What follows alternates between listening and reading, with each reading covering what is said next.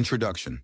Why food poisoning spikes at Christmas. Christmas is a time for big meals, leftovers, and busy kitchens. Introduction. Why food poisoning spikes at Christmas. Christmas is a time for big meals, leftovers, and busy kitchens. But it's also one of the highest risk times of the year for food poisoning. Rush preparation, crowded fridges, and poor temperature control can quickly turn a celebration into a health issue. The most common Christmas food poisoning risks. Food poisoning often comes from simple mistakes. Undercooked poultry, poor hand hygiene, cross-contamination, food left out too long, improper reheating of leftovers. These risks increase when kitchens are busy and people are distracted. Hand hygiene, the first line of defense. Always wash hands before and after handling food. Wash hands after touching raw meat, packaging, bins, or pets. Use warm water and soap and dry hands properly.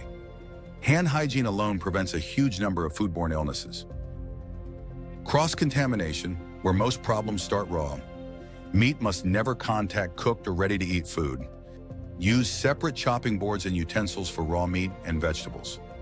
Store raw meat at the bottom of the fridge to prevent drips. Clean surfaces, knives, and boards immediately after use. Cooking temperatures, especially for poultry. Poultry must be cooked thoroughly all the way through. There should be no pink meat and juices should run clear. Stuffing should be cooked separately where possible. When reheating food, heat it until piping hot all the way through. Leftovers. Safe storage and reheating. Cool leftovers quickly and refrigerate within 2 hours. Do not overload the fridge. Cold air must circulate. Eat leftovers within 2 to 3 days.